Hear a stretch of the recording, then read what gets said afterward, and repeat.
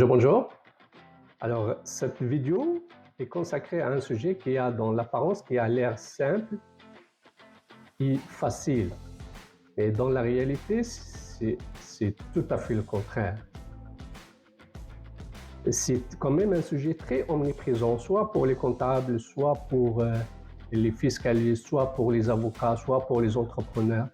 Donc, c'est ça. Alors, on achète un véhicule et on ne sait pas est-ce qu'il faut le classer dans la catégorie 10 ou 10 points, surtout 10 ou 10.1.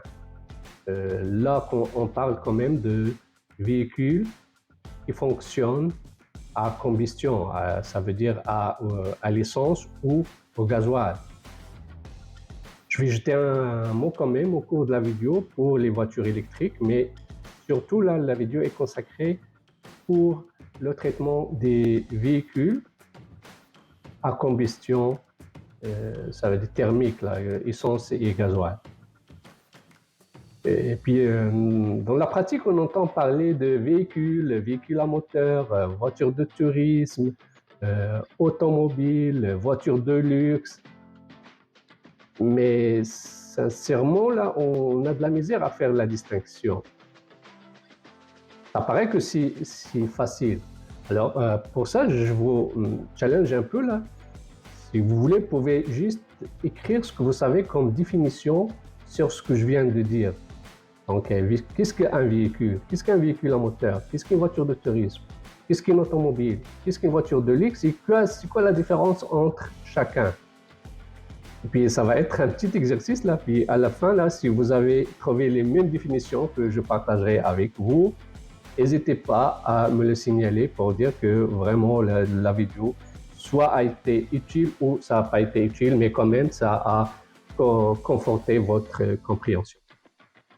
Ok, mais sincèrement, pourquoi qu'on se casserait la tête pour trouver la bonne définition? Alors, on fait cette vidéo, c'est juste, la finalité, c'est aller voir est-ce qu'on classe le véhicule dans la catégorie 10 ou dans la catégorie 10.1. Donc, ça fait une grande différence. C'est juste pour vous mettre dans le contexte, pour les gens qui ne voient pas tout de suite l'utilité. Donc, quelqu'un qui achète un pick-up, on va dire à 100 000 $. OK. Est-ce qu'il est assujetti au plafond de 36 000 ou non? Parce que s'il est assujetti au 36 000, donc là, il doit la mettre dans la catégorie 10.1. Donc, il peut déduire rien que un maximum de 36. Mais s'il se qualifiait à être, donc là, c'est ça ce que je vais vous expliquer après, s'il se qualifie à être dans la classe 10, mais il aura la possibilité de déduire les taxes à 100%, taxe TPS TVQ, puis la déduction là, pour amortissement, il peut déduire 100 000. Donc, vous voyez, c'est quoi là? C'est pour ça la pertinence. Alors, il y a ça aussi. Puis, il y a aussi en fait, le plafond pour les locations, parce que là, on parle aussi de location, on parle d'achat. Parce que là, les gens qui ne savent pas, là, il y a un plafond de 900, en tout cas en 2024, on est à un plafond de 950.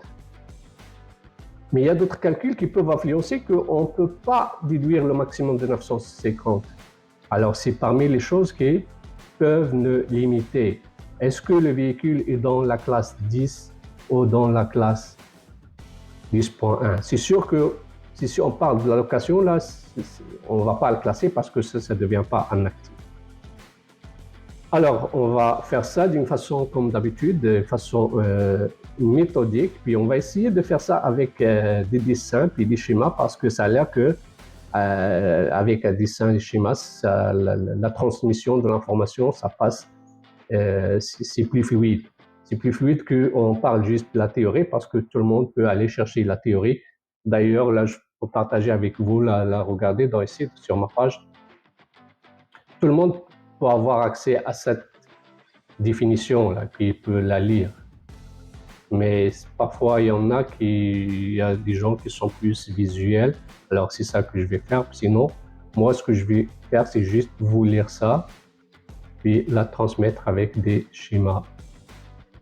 Donc ici, il y a la voiture automobile, mais il y a aussi la définition du véhicule automobile. Alors, pour commencer, on commence par la définition d'un véhicule à moteur. Okay. Alors, la loi dans sa partie 17, donc là je parle de la loi de l'impôt sur le revenu, okay.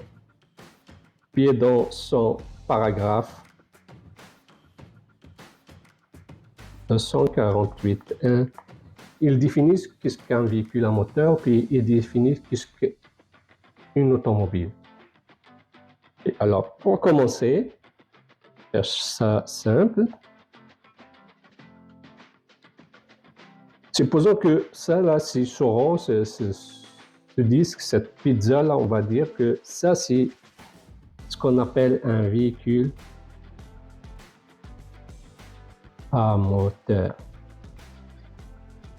OK. Donc, la loi, il définit un véhicule à moteur. C'est un engin qui est propulsé par un moteur. Donc là, ça peut être propulsé ou aussi là, tracté. Donc là, l'essentiel, c'est qu'il produit le mouvement. Donc là, c'est produire le mouvement.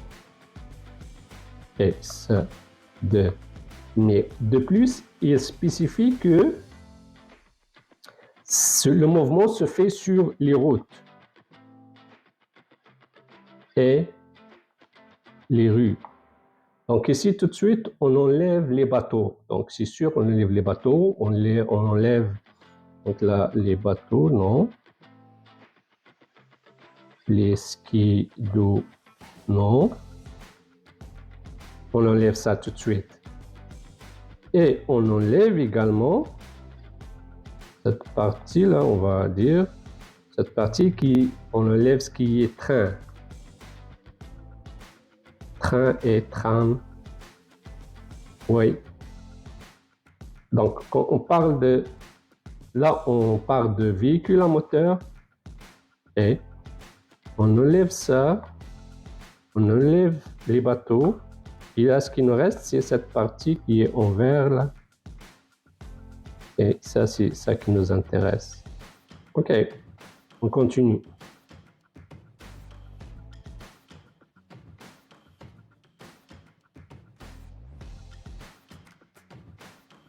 Alors, on est rendu maintenant à la demi-pizza. OK, demi-pizza.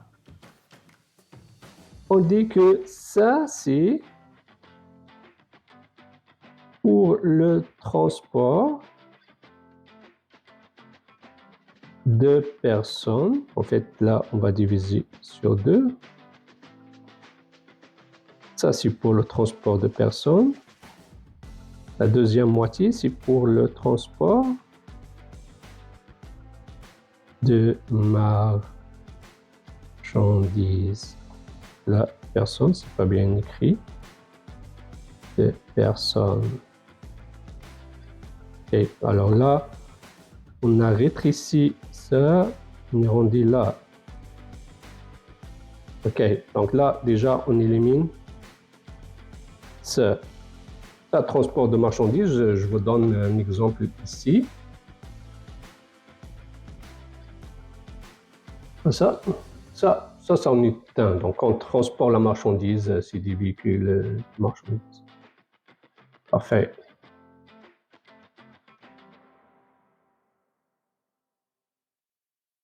Ensuite, donc là, on est rendu au car, OK?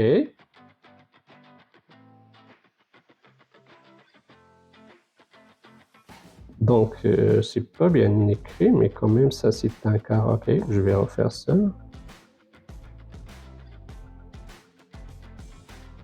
OK, ça, c'est transport de personnes, mais la loi spécifie, OK, transport de personnes, mais est-ce que c'est le transport de 1 à 9 ou c'est de 10 et plus? OK, là, on est rendu là. Alors, une fois qu'on est rendu là, ça, c'est exactement la définition d'une automobile. Donc ça, c'est la définition de l'automobile. Ok, donc là, on supprime ça. Alors, si on fait un récap,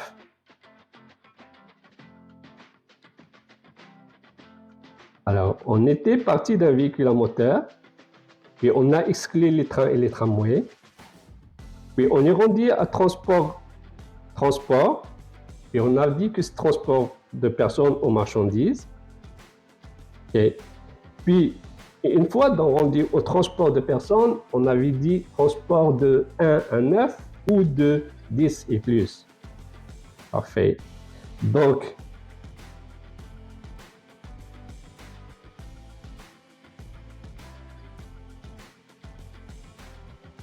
alors là, c'est la définition de l'automobile. Okay. Donc, ce qui nous intéresse, là, on rentre dans le vif du sujet de la vidéo. C'est ça qui nous intéresse maintenant. Donc, du moment que on dit que ça, c'est une automobile, là, il faut chercher, est-ce que, si admettons, on achète un véhicule qui a ces caractéristiques. Supposons qu'on l'achète à 100 000. Okay? Alors, est-ce qu'il va dans la classe 10? On va faire ça bien quand même. Est-ce qu'on peut la mettre dans la catégorie 10 ou dans la catégorie 10.1? Parce que si on met dans la catégorie 10, alors on prend tout le montant. Catégorie 10.1, on est limité à 36 000 $. Si en quelque sorte, là, on perd le... Combien là? 64 000. Alors, c'est pour ça qu'on essaie de voir qu'est-ce qu'on peut faire.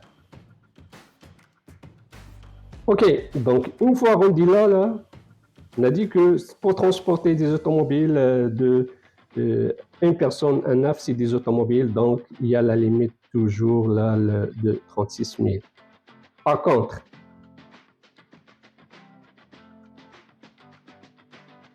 la loi, il nous donne des exceptions. Okay? Alors, on va aller chercher les exceptions parce que c'est très important. OK. Alors, la loi, dans son paragraphe 248.1, quand il définit une automobile,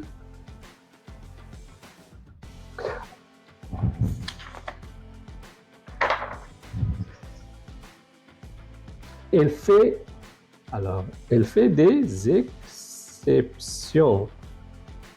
Puis on aimerait qu'on applique les exceptions. Ça nous arrange parce que si on est dans l'exception, alors notre véhicule peut aller dans la catégorie 10 et puis dans notre cas là qu'on avait dit le 100 000, on peut déduire, amortir le 100 000 et on peut demander les taxes et autres.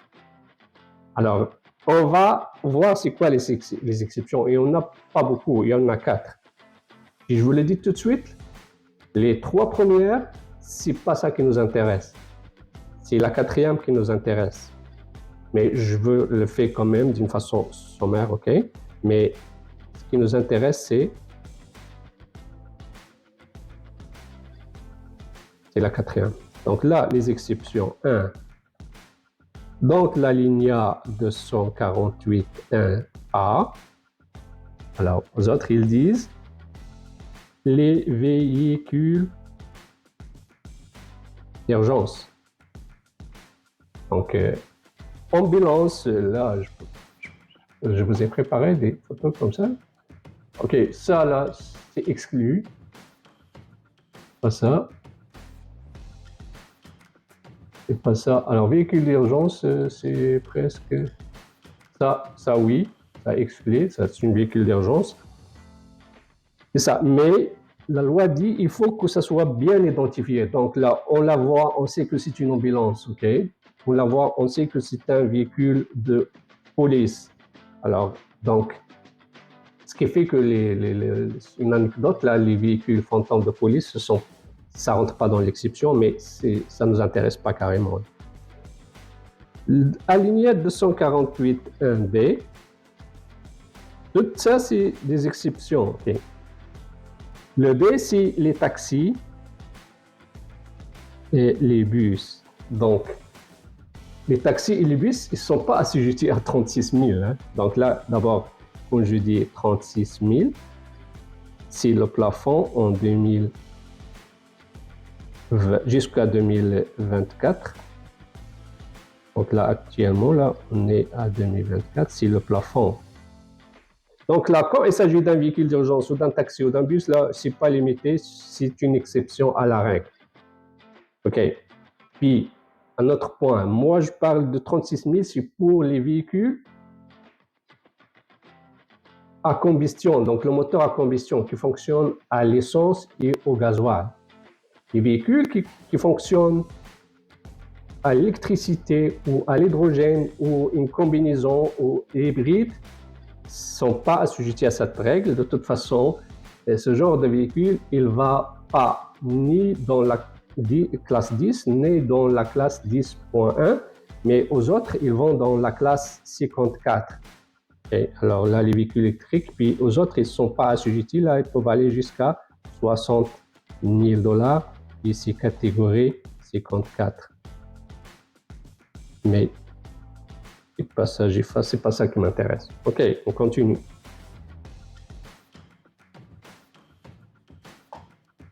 « 248.1c.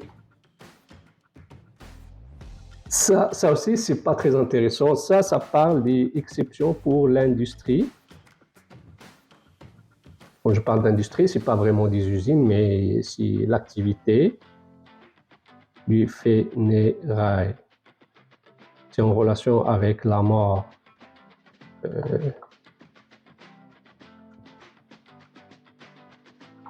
Ça ne nous intéresse pas, mais si jamais il y a quelqu'un qui est dans cette industrie-là, s'il y a des exceptions.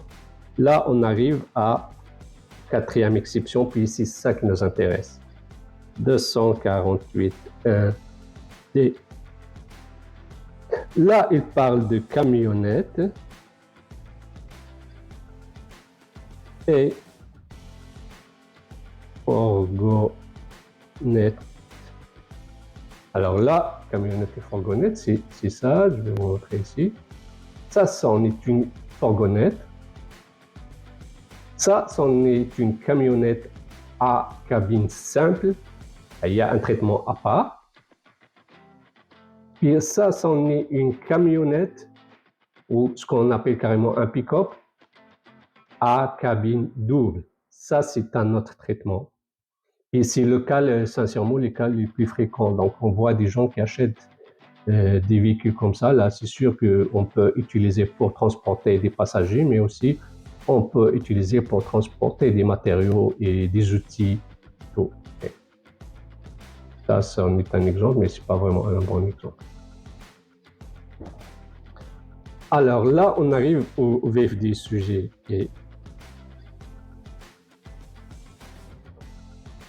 Donc là, on a fini, tranché pour les autres véhicules. Donc les autres véhicules qu'on achète pour la famille, admettons 2 places en avant, 3 places en arrière, ça sont des automobiles, on ne peut rien faire. Maintenant ici, les camionnettes et les fourgonnettes. Et alors là, il y a 2 types. Je vous ai montré ici.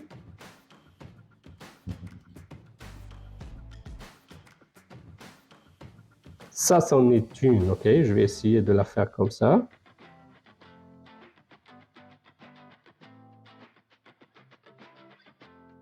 Il y a un seul passager. Okay. Ça, c'est soit pour le camionnette ou le fourgonnette, mais on a juste une seule rangée, okay? Un seul passager. Ici, si l'utilisation pour fin de business, ça veut dire pour transporter les matériaux ou les outils ou des marchandises. Si ça dépasse, si plus que 50%, alors on peut l'exclure. Donc, on peut mettre le montant, le vrai montant qu'on achète et exclure. Alors, c'est ça. Si, admettons-le, pour faire un petit schéma ici,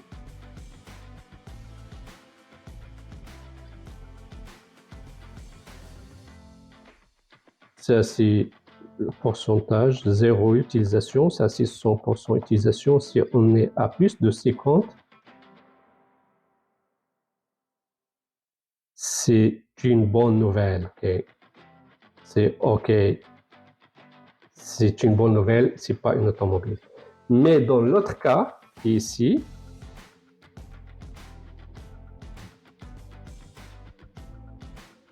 c'est le genre de pick-up à double cabine, ici qu'on voit ici. OK, là on voit vraiment qu'il y a les conducteurs puis les passagers puis des places arrière. Okay. Ici, on est très exigeant envers ce type de véhicule. Okay. On dit on peut les exclure, mais la barre est très très haute. Si on met ça comme ça, si pas 50 aux autres, ils doivent être à 90%. Donc ça c'est 0%. Donc l'utilisation pour affaires doit être ici. OK, donc on doit démontrer, et là je vais vous l'écrire ici. Donc là, les pourcentages que je viens d'écrire ici, là, que je vous montre ici, il faut démontrer l'année de l'achat qu'on respecte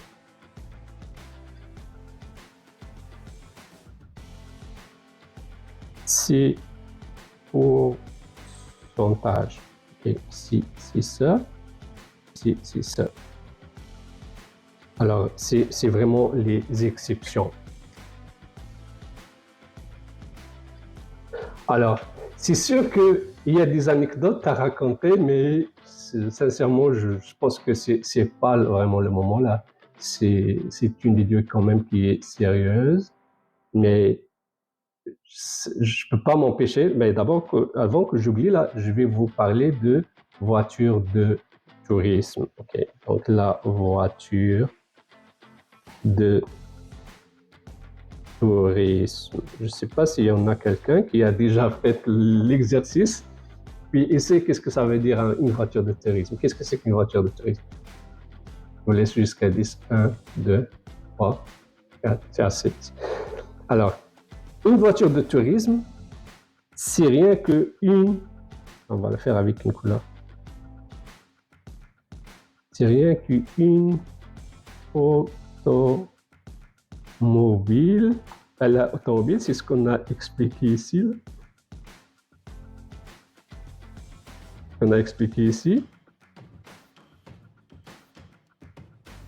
Et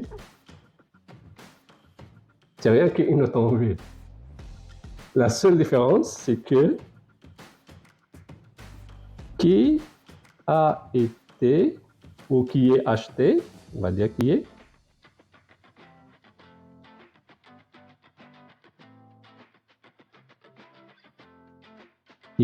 acheté ou loué, hein? Et c'est bizarre là, après le 17 juin 1987. Donc rien que c'est juste ça qui dit voiture de tourisme, c'est juste loué après, c'est 87, c'est juste une date. Donc c'est ça. J'espère que j'ai été clair dans ce que j'ai dit. Au pire, si vous avez des questions, vous pouvez les mettre dans les commentaires ou comme vous faites souvent, vous pouvez me contacter directement, soit sur mon email ou sur mon téléphone. Si là, je mets les téléphones d'habitude, là, je vais les mettre ici. Là. Sinon, si vous avez aimé cette vidéo, je vous invite à s'abonner à la chaîne puis à cliquer sur le pouce, aimer la vidéo. Et je ne sais pas si vous avez eu les réponses si vous avez fait l'exercice. Alors, si vous êtes rendu jusqu'ici, c'est parce que vous avez aimé la vidéo, vous avez aimé la discussion que j'ai eue avec vous, même si on asynchrone. N'hésitez pas à faire le quiz, ça me permet, comme je dis toujours, de se rattraper si jamais j'ai oublié de dire quelques informations. Et ça va vous permettre aussi pour valider votre compréhension à ce que je fais. Donc, je vous remercie beaucoup d'avoir suivi cette vidéo. Puis à une prochaine. Bye bye.